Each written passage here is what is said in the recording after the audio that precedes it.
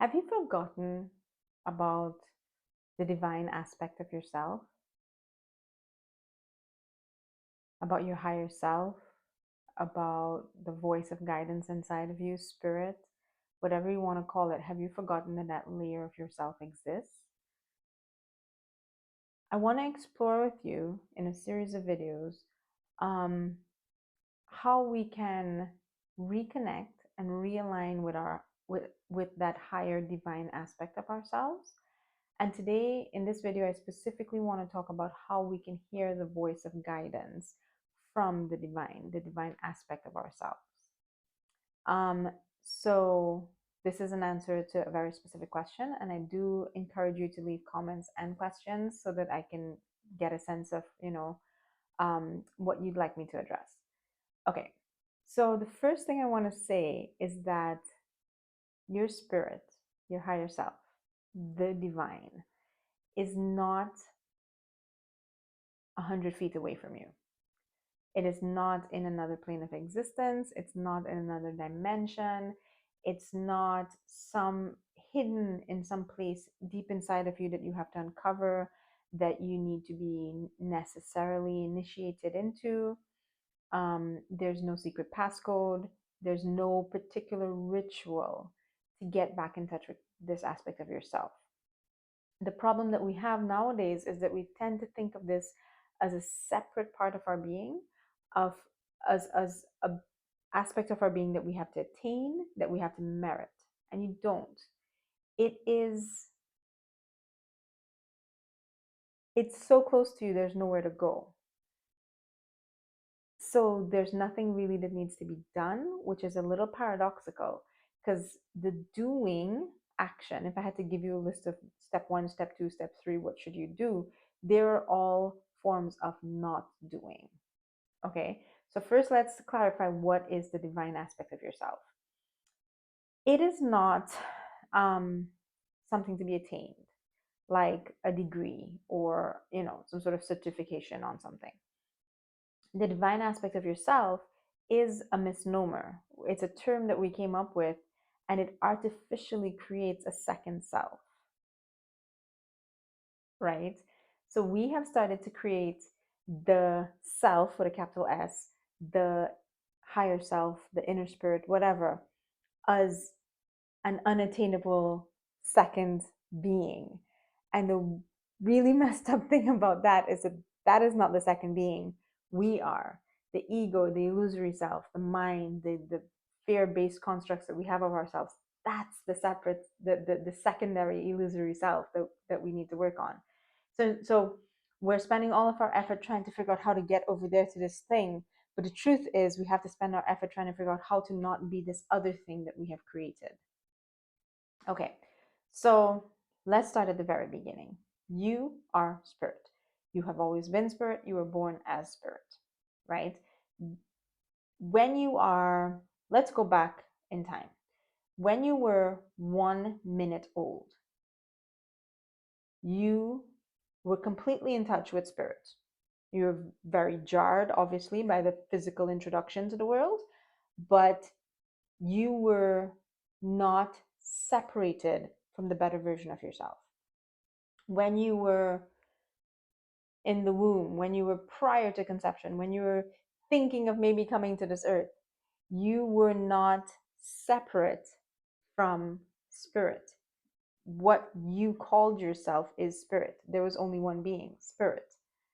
When you came into this world and you grew and you evolved, you developed, you started to pay attention to tools. So in this world, you were given a body, and you started to pay attention to your body. How smart am I? How beautiful am I? What gender am I? What can I play sports? Whatever. You started to identify with your mind, which is another tool that you were given. So you started to listen to the thoughts that were going through your mind, and then you started to pay attention to a collection of pains. I'm not wanted, I'm not able, I may not have enough. What if I die? What if I get hurt? The last time I touched fire, it burned me. What if I get burned again? What if there's fire everywhere? And you started to pay attention to this layer of things that capture your awareness. And then you go, oh, how do I turn to my spirit? Where is my spirit? What do you mean, where is your spirit? You are the spirit that you're seeking to contact. And you have never left it because it cannot be left. What you have to do instead is pick up your awareness and shift it from where it is now to the part that you have forgotten. Your awareness doesn't even have to go anywhere. Your consciousness doesn't have to go anywhere. Your mind doesn't have to go anywhere. You don't need to take any special substance or go through any special ritual to get to this place. All you have to do is lift your awareness off of what it's on right now. The problem is that you are so accustomed to this that you have forgotten that you have this thing called awareness. So I'm telling you, lift your awareness from your stream of thoughts, lift your awareness from your fears, lift your awareness from your anxiety, and you don't know what muscle I'm referring to because you no longer use that muscle. Okay, so to keep focused on the question, how do you hear the voice of the divine? First of all, you have to realize that there is such a voice. You have to acknowledge it. Then you have to use that other tool that you have in this human life, which is called free will. And you have to say, I choose to get help from the divine. I ask for help from the divine. So you ask your spirit. Let's just speak as though there's two beings, there's you and then there's your spirit. Let's just use that for language sake. You ask your spirit, Spirit, I need guidance on this. I need a yes or no. I need an explanation. I need an answer. I need understanding. I need wisdom, whatever. I need your level of assistance because the level I'm working at is just not, I can't. I don't know the answers. I'm not strong enough. I'm not wise enough. I do not know. I need your help. So acknowledge, ask, humble yourself.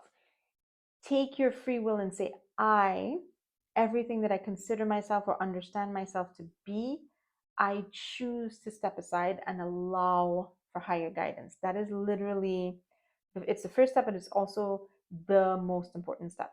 And a lot of the time in spirituality, the ego and the separate self tries to use ceremony, rituals, medicines, sacred medicines, and efforting and postures and mantras and yantras and everything to do.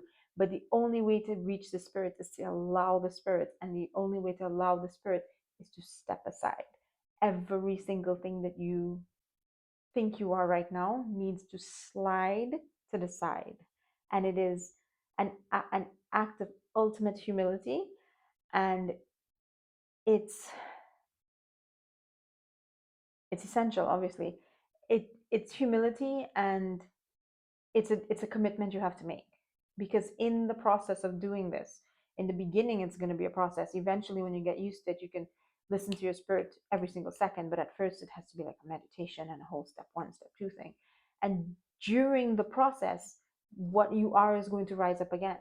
What you are is going to judge the process. What you are is going to resist the process. What you are is going to say the process should be this way or that way, or the process isn't working. What is this lady talking about?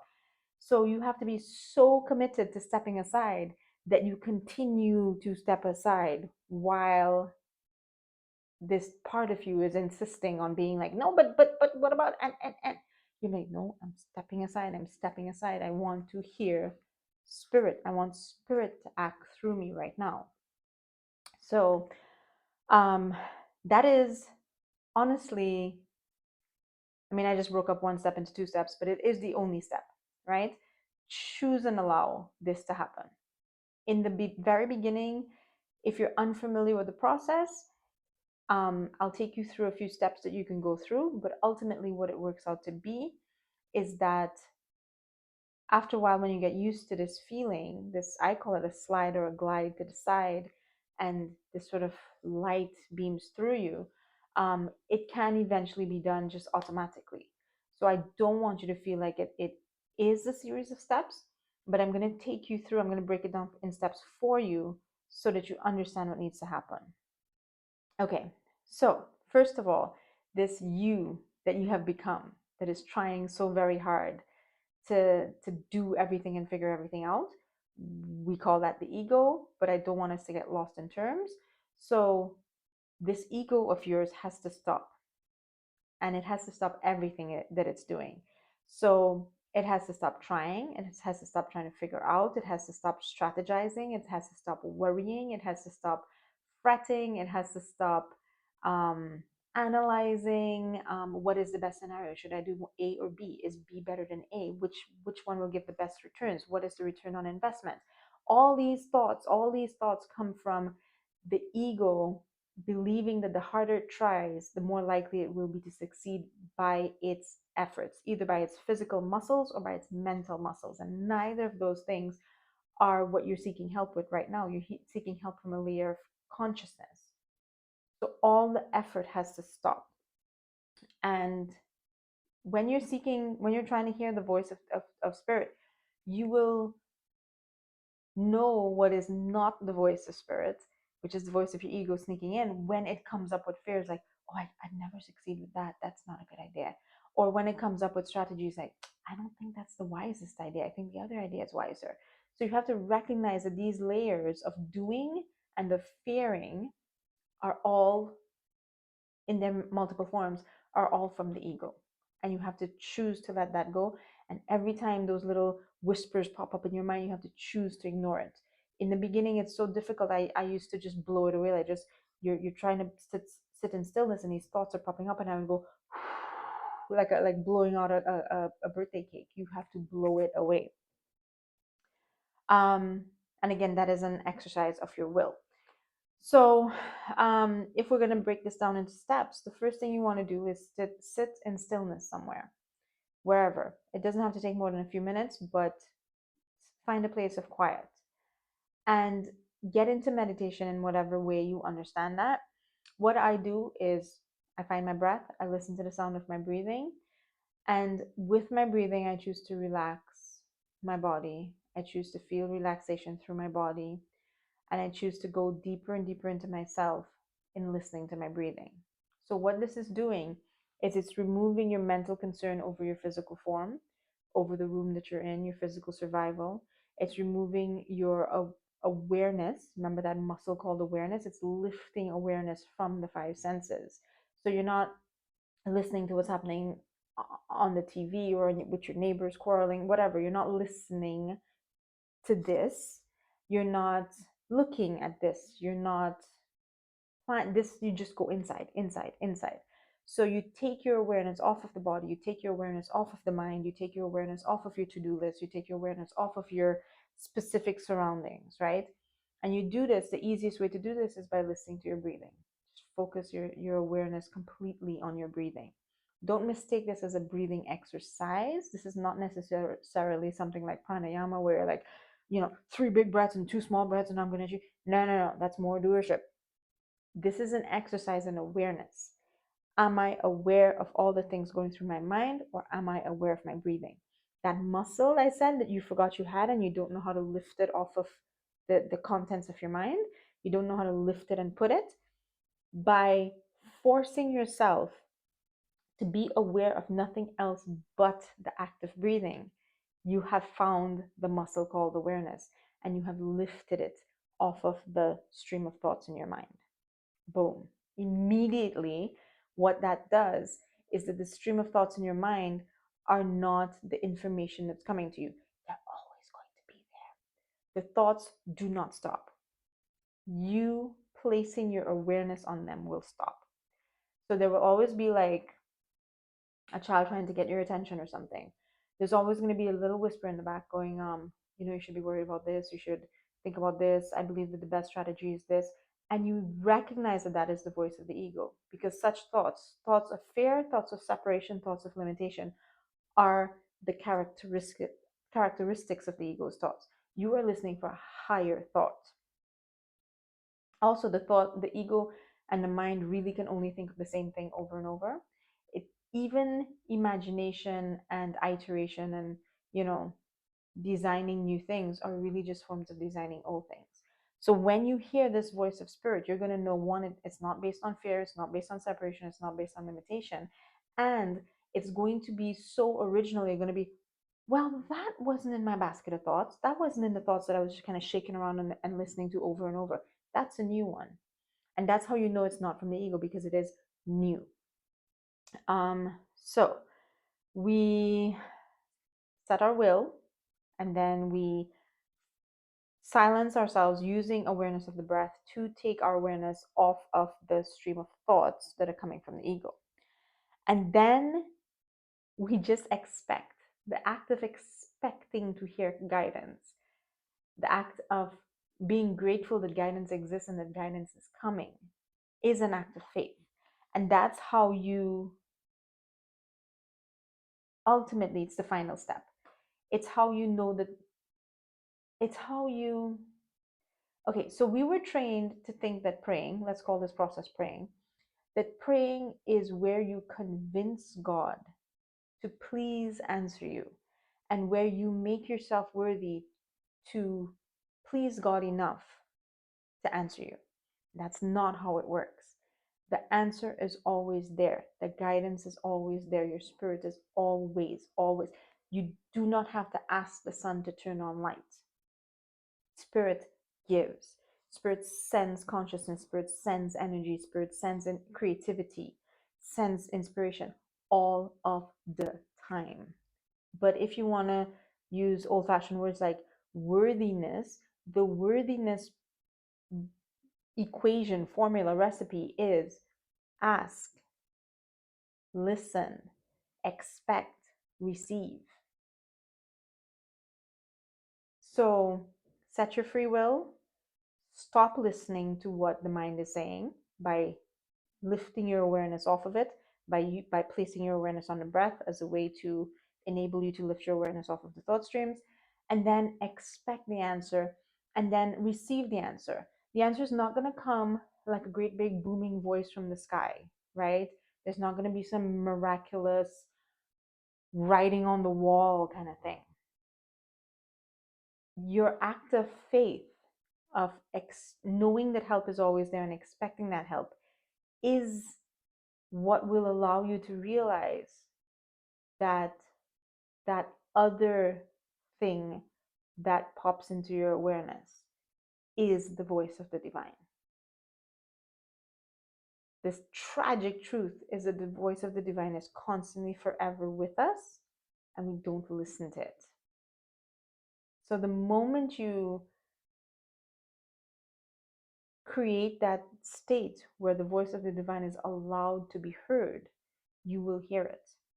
And in the beginning, you're going to expect words and you're going to expect sentences, but it's really an intuition.